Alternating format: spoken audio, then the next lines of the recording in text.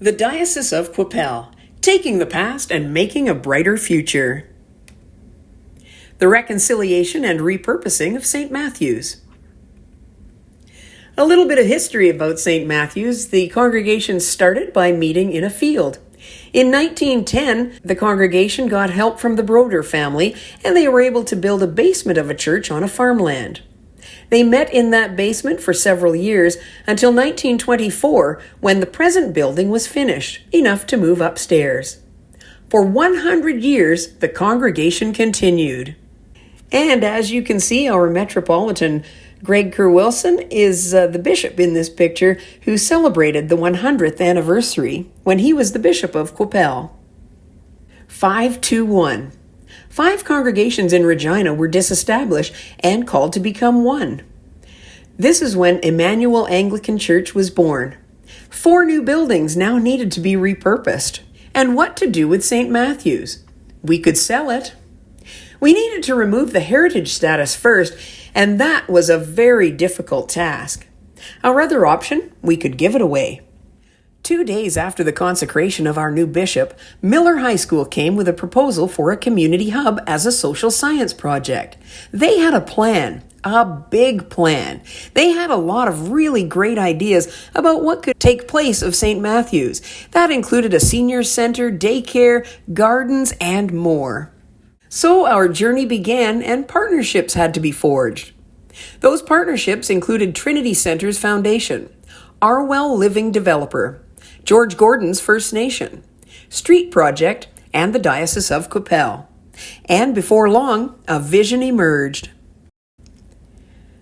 This is one of the artist's renditions of what the building may look like. And here's the view from the other side of the building. Before the building could be demolished, things needed to be done in St. Matthew's. The stained glass windows needed to be removed, so Bishop Helen and Dean of the Cathedral Mike Sinclair got to work removing those. They were high on the scaffolding taking those windows down, and they have been preserved so that they can be used at a later date. The historic pipe organ was also rehoused. This pipe organ had to be taken apart piece by piece.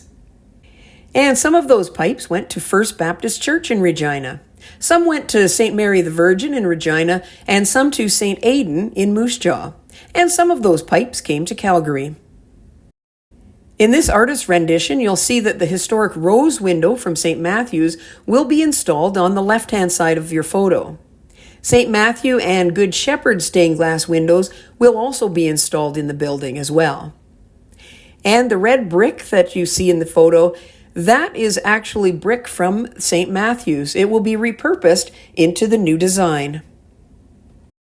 From a basement church in a field and a life well lived, Resurrection looks like Indigenous seniors housing, a daycare with rooftop play area, safe homes for teens as a bridge from foster care, community hub area with coffee shop and business center, mixed-use housing, and a community garden will also be grown on the roof, and the food that comes from that garden will be available for anyone who needs it. Taking a look at our timeline, 2024, this year, demolition will be starting soon. We will have a reconciliation ceremony, journeying together for a stronger future. In 2025, we'll be breaking ground, and hopefully in 2027, we'll be moving in. Taking the past and making a future together in the Diocese of Coipel.